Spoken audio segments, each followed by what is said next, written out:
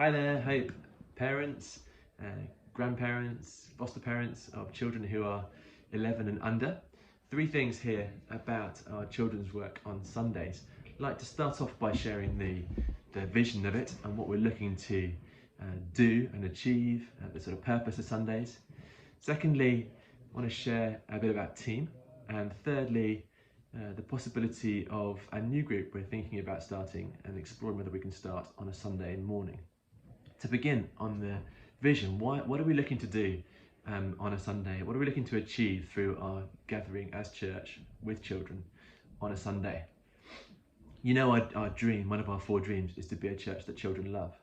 And the reason for that is that Jesus loves children, he welcomed them to him, and his design for children and for all of us is that we know him, and we grow up knowing him and loving him and following him. Jesus, came to bring us fullness of life, and we want children to experience that now and as they grow up, and to share that obviously with others throughout their life as well. So we're looking to sow into that, invest in that, help to cultivate that in children through our gathering on Sundays. There's an expression by the Jesuits, who were a Catholic Christian order in history, and they would say, "Give me a boy for 7 years and we will give you a man." Their observation was that by investing in a boy for 7 years, the first 7 years of his life, they could shape the future of that child and know what their future would be, finding that those early years are so key to the formation of a child.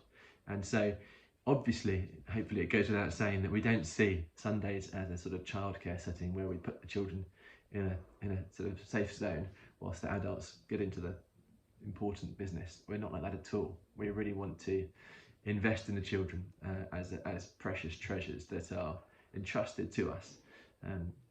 So just mention how we do that on a Sunday. We have a first half, as you know, which is 45 minutes, all of us together.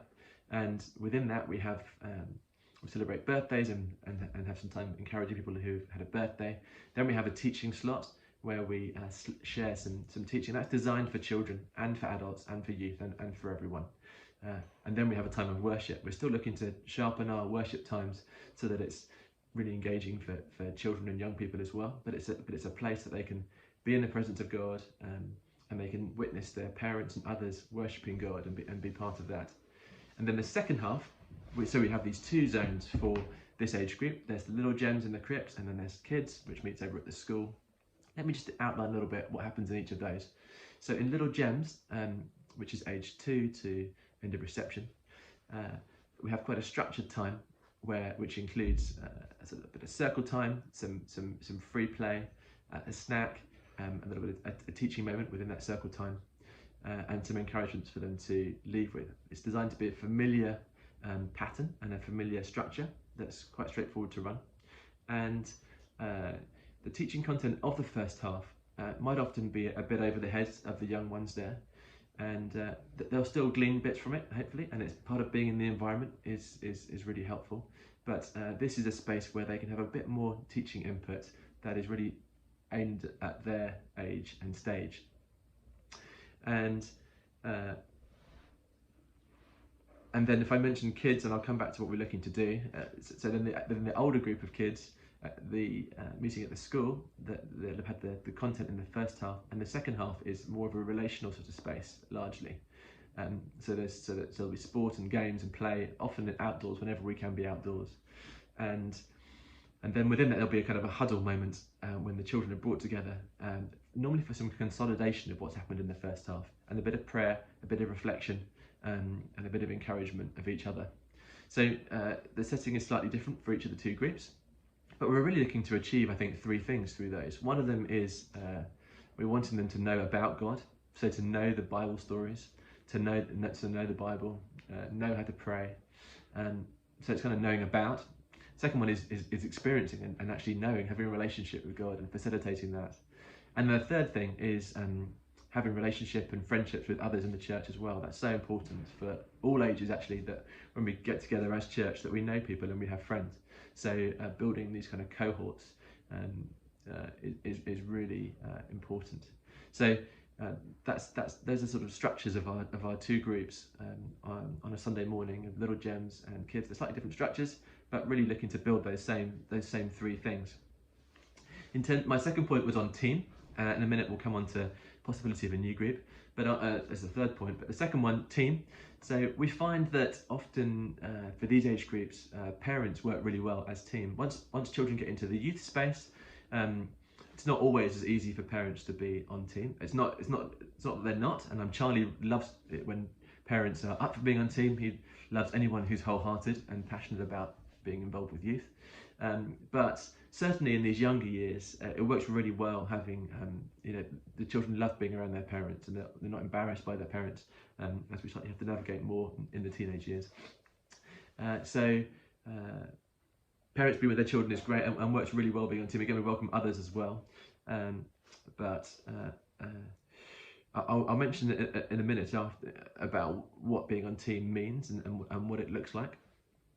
But we need more team actually for our current Little Gems and for kids over at the school.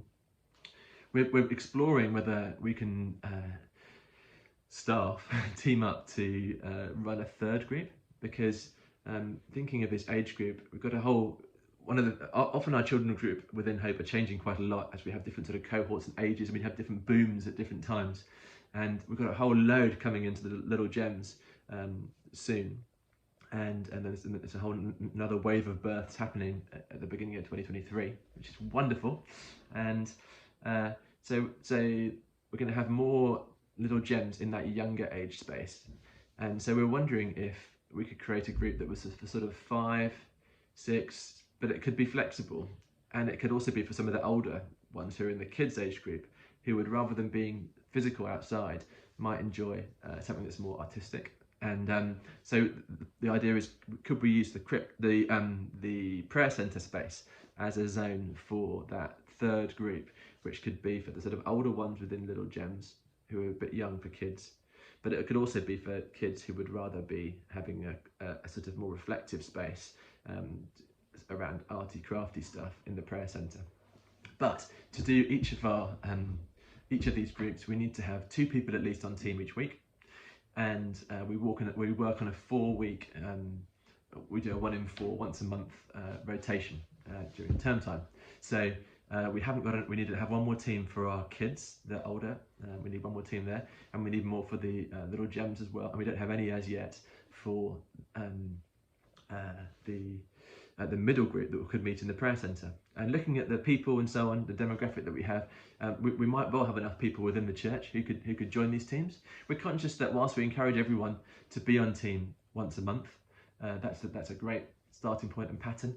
We're conscious it doesn't work for everyone for various reasons, and we don't want to put a heavy weight on people for that.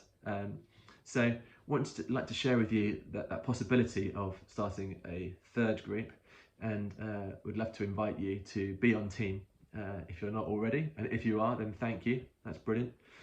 I'm going to finish just by outlining a little bit of what it involves being on team, being one of the leaders in these groups. The first thing you need to do is some people it's quite boring. I actually quite like filling in forms and things personally, but you need to do a DBS check, and Hannah can facilitate that. You need to bring in a passport and a few other documents, and there's a bit of admin stuff, a few toing and froing with emails. And then we've got a 9-minute safeguarding video, which Dave Peregrine has recorded. It's a great overview of safeguarding. So there's that stuff to do at the beginning. And then it's really, so 1 in 4 is the kind of regularity. And you run the session on a Sunday, which probably requires a little bit of prep. I'm not quite sure, half an hour, maybe an hour in the week beforehand, and to pray before the session. We do a 9:45 prayers each Sunday morning. You haven't got to come along to that. You could do your praying at home or on the way if you've got other time commitments and stuff and children and things that mean it doesn't work. But that's the thing, it's quite a light commitment. We aim to have it as sort of simple to run as we can.